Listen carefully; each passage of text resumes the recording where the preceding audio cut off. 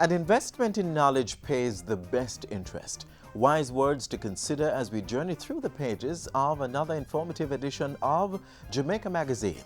In today's show, learn how to protect your health and motor vehicle. We'll also have the news of the day. I'm Adrian Atkinson. Stay tuned.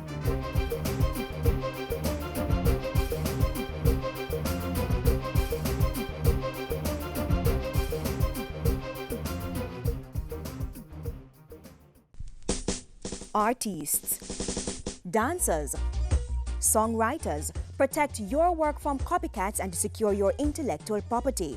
The Intellectual Property Rights Law guards the rights of owners of creative works in the scientific, industrial, literary, artistic, musical, and dramatic fields. It covers several areas. Protect your net worth, protect your legacy, build Jamaica's creative and industrial industry. For more details on protecting your creative expression, contact the Jamaica Intellectual Property Office.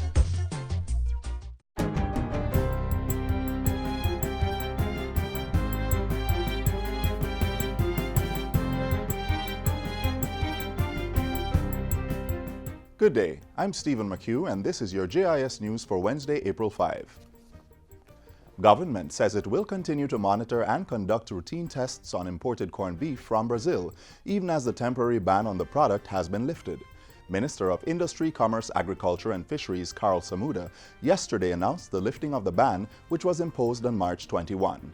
That means that all imports en route, all stocks of corned beef that were quarantined, all stocks of corned beef in warehouses, on the wharf, or elsewhere, destined for distribution across the country, can now be released for distribution.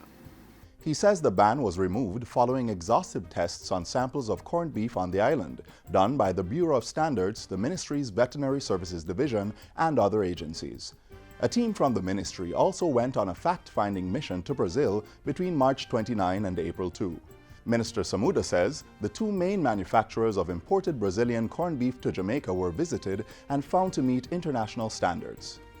Prime Minister Andrew Holness has announced that the Jamaican Diaspora Foundation and Institute will be shaped to form a new entity called Global Connect Jamaica, GLOJAM, which will be a public-private partnership thrust geared towards encouraging the Jamaican diaspora to invest in Jamaica. Among the objectives of this entity are to connect Jamaicans in the diaspora, promote brand Jamaica globally. The Prime Minister was addressing Tuesday's official launch of the Jamaica 55 Diaspora Conference. It will be held at the Jamaica Conference Center in Kingston from July 23 to 26. Minister of Foreign Affairs and Foreign Trade, Senator Kamina Johnson-Smith, says plans for the rebranded conference are in high gear, adding that the event will form part of the commemoration for Jamaica's 55th anniversary of independence. I am confident that the Jamaica 55 conference will set the stage for a new paradigm in the Jamaica Diaspora Partnership. A portion of money from the Tourism Enhancement Fund will be placed in a special subsidiary account of the Consolidated Fund under a new arrangement guiding the management of the TEF. Minister of Tourism Edmund Bartlett made the announcement as he opened the sectoral debate in Parliament yesterday. He said the money would only be used to cover tourism-related expenditure as approved by the TEF board. The Finance Minister has given that undertaking.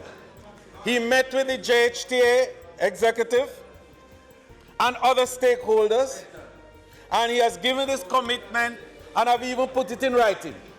The commitment is in response to concerns about the government's plan to transfer the resources of the TEF into the Consolidated Fund as a means of exercising better management of state assets.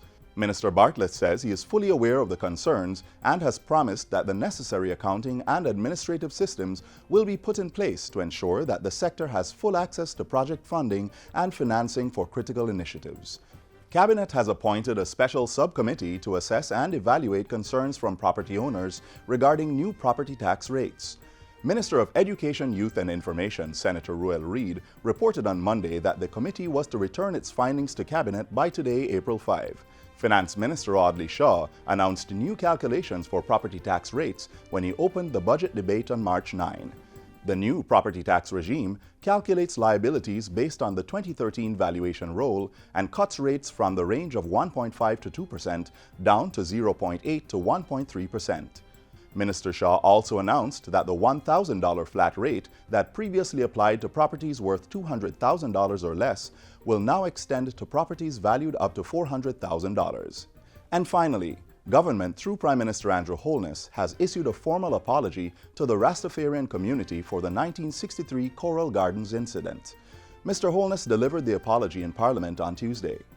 He says the incident was a grave injustice which took place at a time when it was considered appropriate to use the state machinery against citizens.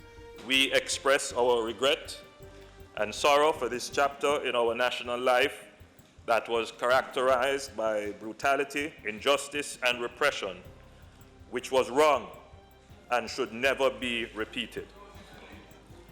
In expressing our regret as a people and as a community, we have taken a symbolic yet courageous and pivotal move, which means that we can face the future with renewed hope, with increased resolve, and with a true spirit of reconciliation.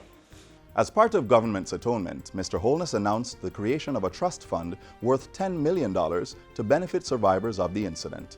The Prime Minister's formal apology was supported by newly installed Leader of the Opposition, Dr. Peter Phillips, who said the Parliament should work to correct the systematic and widespread discrimination of Rastafarians.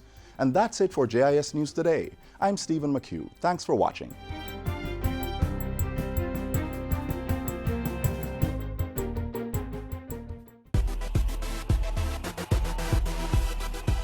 Motorists, know your rights as road users. If you're stopped by the police in a road check, the police have the right to ask for your driver's license and vehicle documents.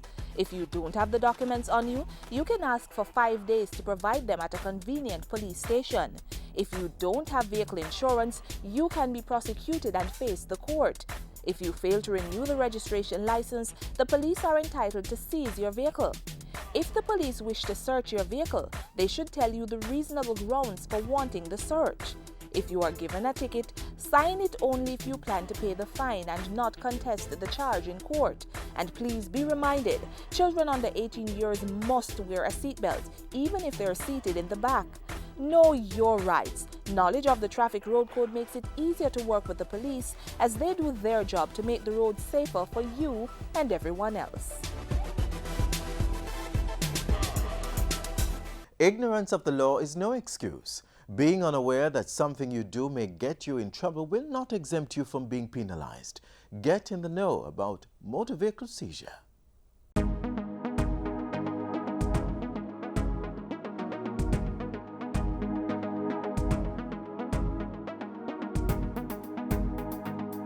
And I'll tell you first about the reasons when the police should not seize the vehicles, because they don't have the lawful authority to do so.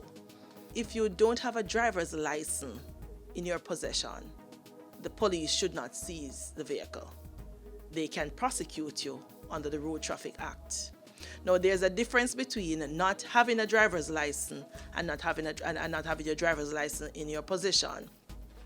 If a person was never issued with a driver's license, that person clearly should not be driving a motor vehicle.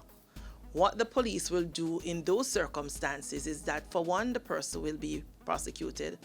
If they find out that the owner of the vehicle allowed the individual without a driver's license to use the vehicle, that person, the owner, can be prosecuted as well. Otherwise, the police will take possession of the motor vehicle because they will not allow a continuation of the offense. They will take possession of the motor vehicle and will get someone who has a driver's license or the owner to come and claim that vehicle.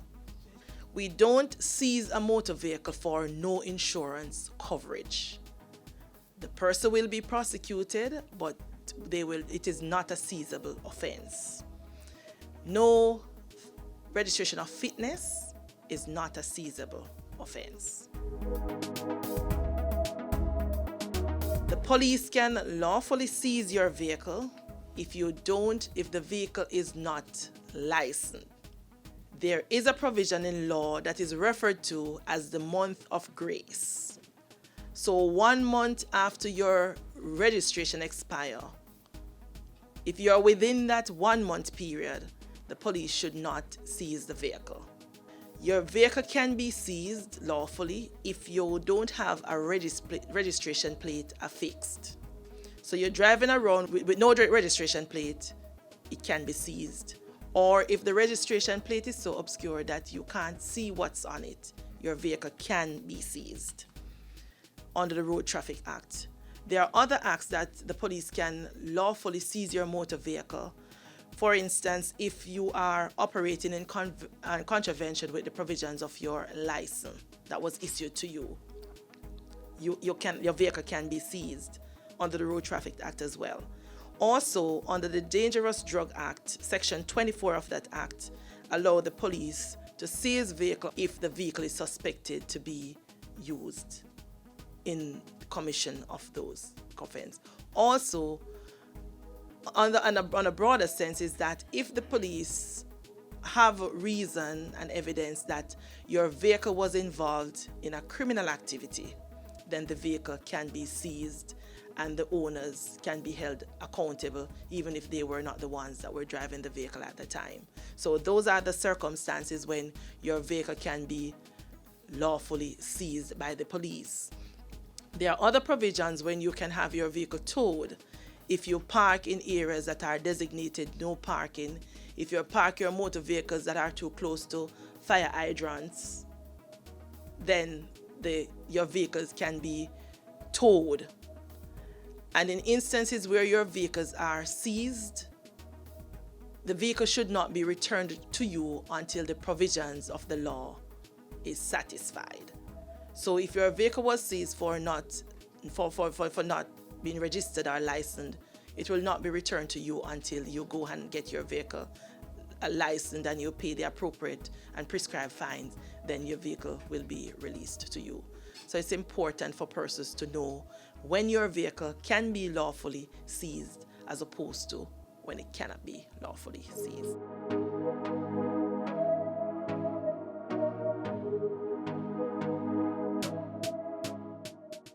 If you're watching the JIS, you're always in the know when it comes to government information.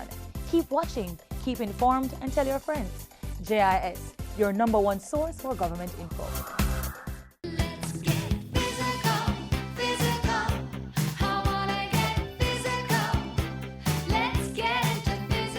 Did you know regular physical activity controls your weight, reduces your risk of cardiovascular diseases, reduces your risk for type 2 diabetes and metabolic syndrome, reduces your risk of some cancers, strengthens your bones and muscles, and increases your chance of living longer?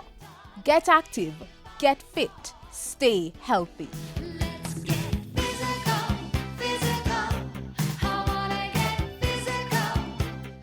One way to safeguard our bodies from various ailments is to inform ourselves about activities that can put us at risk. How much do you know about sudden cardiac arrest? Did you know that although it affects the heart, it is different from a heart attack and can affect young, physically active individuals? Listen up to get the facts on this life-threatening condition.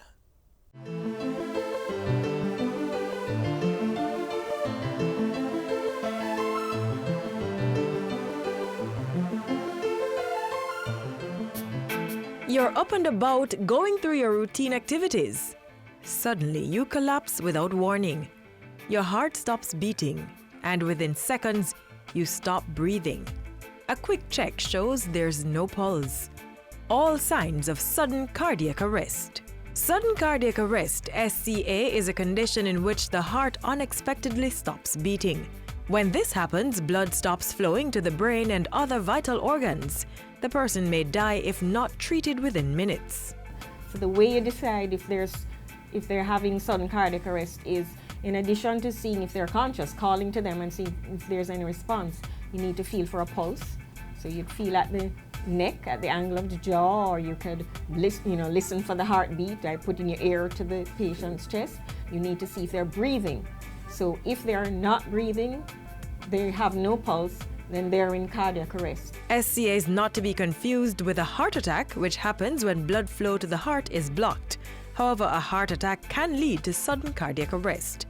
Another way to look at it is, a heart attack is a circulation problem, while sudden cardiac arrest is an electrical one. The immediate cause of most SCAs is an abnormal heart rhythm as the electrical activities of the heart becomes chaotic and the heart is unable to pump blood to the rest of the body. We're all at risk for sudden cardiac death, so we need to know our numbers and our status. What is your blood pressure? Do you know what your blood pressure is? Do you know what your cholesterol is? So we might be a walking time bomb and we don't know. It's not just people who appear healthy who are at risk. Somebody can be overweight and you say, oh, they're bound to drop down, but somebody who is slim can drop down as well. It just depends what the other risk factors are. So I just think the only way we can know is to know your numbers, know your status. Among the conditions that trigger sudden cardiac arrest is coronary artery disease, a more common cause in persons over 35 years old.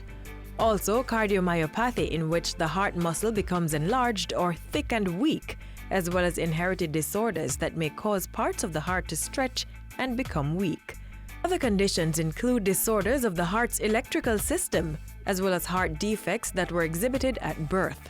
Persons who have a family history of sudden cardiac arrest or heart disease are also at risk. In contrast to elderly persons, cases of SCA is not prevalent in children.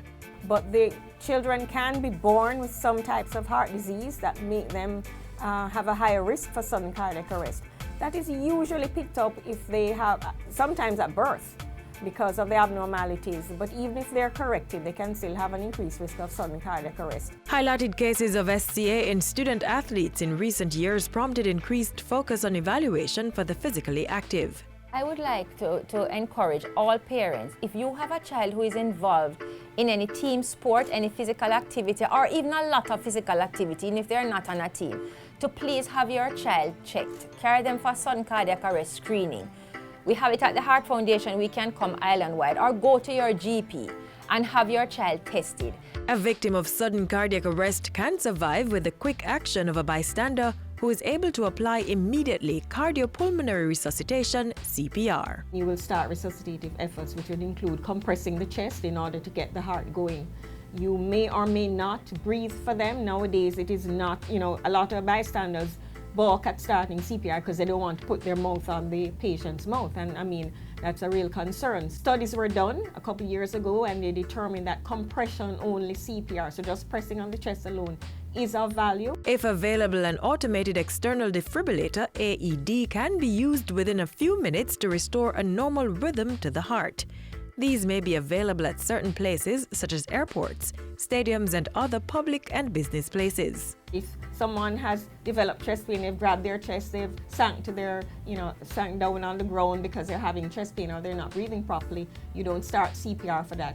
They need to get to medical attention immediately. But you would only start CPR if the patient is pulseless and not breathing.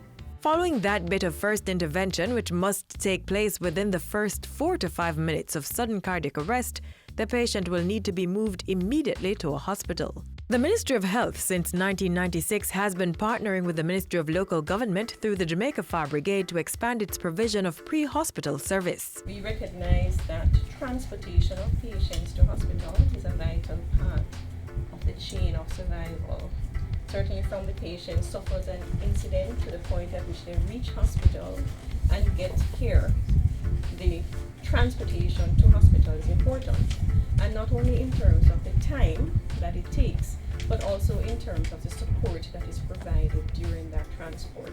You're supposed to have a defibrillator on the ambulance. You're supposed to have basic drugs which a trained paramedic would be able to administer to continue advanced cardiac life support. And when they get to the hospital, which would have been alerted from the ambulance that we're bringing in a cardiac arrest victim, the team would be waiting at the door of the hospital to receive this patient. Based on the value of CPR in saving a life, the Ministry of Health has been partnering with the Heart Foundation of Jamaica to encourage more Jamaicans to get trained in CPR. And this important life skill is everybody's business, so get trained and be ready to lend a hand when the need arises.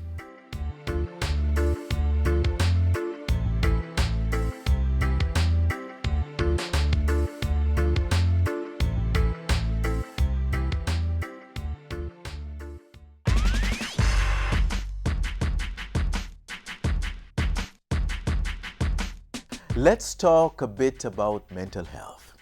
Mental health is not just the absence of mental illnesses. According to the World Health Organization, WHO, mental health is a state of well-being in which the individual realizes his or her own abilities, can cope with the normal stresses of life, can work productively and fruitfully, and is able to make a contribution to his or her community. Are you mentally healthy? Here are 4 tips on how you can take care of your mental well-being. Take care of your body by getting enough rest, exercising and eating nutritious meals. A healthy body is linked to a healthy mind. If your body feels good, then more than likely your mind will be in a good place. Do things that you enjoy. Make time for your hobbies. Take a walk. Listen to music. Help someone. Also, surround yourself with good people. People with strong family and social connections are generally healthier than those who don't have the support. And get help when you need it. If there is ever a time when you feel like hurting yourself or others, get help. Speak to a trusted family member, your doctor, a minister of religion, or a friend. Take care of your mental health so you can work productively and fruitfully. This will enable you to play your part in making Jamaica the place of choice to live, work, raise families, and do business.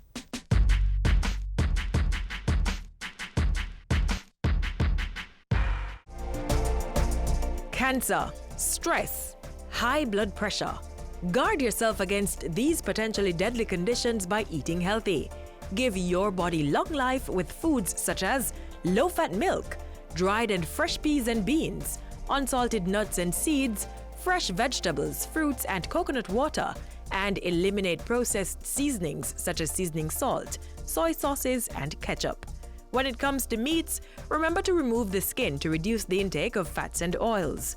Meats should also be baked, steamed, grilled or roasted. Fish is also a preferred protein option. To eat healthy, fill your body with a variety of foods from all the food groups. And remember, eat at a slow pace and in small bites to help aid digestion. This helps to maintain a healthy, balanced and nutritious diet, strengthening your body to ward off illness and prolong life. Adults aren't the only ones who get the blues. Children can get depressed too. Coming up, protecting your child's mental health. Medical experts say children and adolescents can have mental, emotional and behavioral problems that are real, painful and costly. These problems, often called disorder, are sources of stress for children and their families, schools and communities. According to Dr. Judith Leiber, Director of Child and Adolescent Mental Health Services in the Ministry of Health, there are significant numbers of young persons across the world that are affected by mental, emotional, and behavioral disorder. It is estimated that as many as 1 out of 6 children and adolescents may have mental health disorder that will require treatment. We don't have any community statistics in Jamaica, but we can presume from worldwide statistics that about 15% of children and adolescents suffer from a mental health disorder at some point in that period. And we certainly believe that that percentage would apply to Jamaica. Psychiatrists say there are some particular mental, emotional and behavioral disorders that may occur during childhood and adolescence. Our clinic statistics in Jamaica indicate that attention deficit hyperactivity disorder is one of our more commonly diagnosed disorders. Child abuse, particularly sexual abuse, the next one, and conduct disorder is also fairly common, and depression and post-traumatic stress disorder.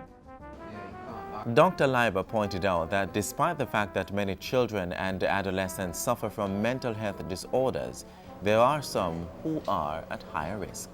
If a child basically was an unwanted child, that puts them at greater risk. Or if the mother was something like a substance abuser, or a mother used substance abuse during the pregnancy. Studies have shown if a mother is depressed or highly stressed during the pregnancy, there are actually chemical changes that occur in the brain of the child that sets up the child for greater behavior problems later. And of course, any insult during the pregnancy which may cause brain damage can also set them up for behavioral problems. During the birthing period, if there's any major trauma to the brain or where oxygen to the brain has been cut off for some time, those children too tend to develop more behavioral problems. The first year of life is the most important task of a child is bonding, having one consistent, loving, nurturing caregiver. If that does not occur and the child does not get the love and care in that first year of life from one consistent caregiver, they are more at risk later for behavioral problems. Medical experts say mental health disorder in children and adolescents are caused by biological and environmental factors or a combination of the two. Examples of biological factors are genetics, chemical imbalance in the body, and damage to the central nervous system, such as head injury. Some of the environmental factors that can cause mental health disorder in children and adolescents include exposure to violence, extreme stress, and loss of an important person in the life of the child. The Director of Child and Adolescent Mental Health Services said there is now hope for young people with mental, emotional, and behavioral disorder.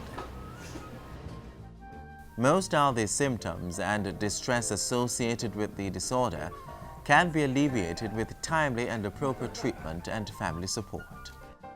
Some of these disorders are self-limited or resolved by themselves, like the adjustment disorder. If a parent goes away for a while and the child suffers the ill effect, but then the parent comes back or somebody takes the place of that parent, then the child may resolve.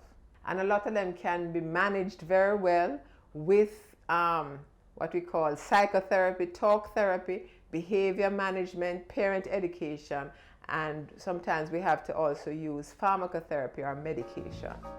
However, Dr. Leiber pointed out that if the disorders are not treated or managed in time, it may have negative effects on the child's ability to learn. The part of the brain that has to deal with memory is right beside the part that has to deal with emotions. So when our negative emotions are overactive or overstimulated, our ability to store knowledge and to store memories is greatly impeded.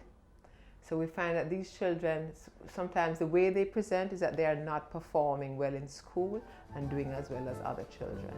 So I joined some circles outside. Dr. Leiber noted that the key to proper management and cure of mental health disorder in children is the ability of parents to recognize the problem in time and seek appropriate treatment. She said there are two major groups of signs and symptoms of the mental health disorders in children and adolescents. If a parent or caregiver discovers any of them in children, they should seek help immediately. For more information on how to manage mental health disorders in children and adolescents, contact your doctor or any child guidance clinic at any health centers and hospitals across the island. You can also get valuable information from the Child Guidance Clinic at the Bustamante Hospital for Children in Kingston. Telephone 968-0300 through to 9 or 405-4561.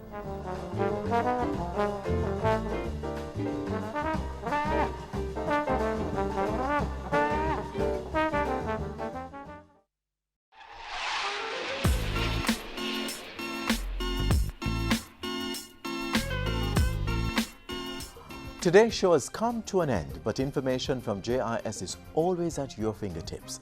Visit our website, jis.gov.jm. Follow us on Twitter at JIS News or like our Facebook page. Got feedback or comments on today's show? Then send us an email, jamaicamagazine@jis.gov.jm. I'm Adrian Atkinson. Thanks for watching.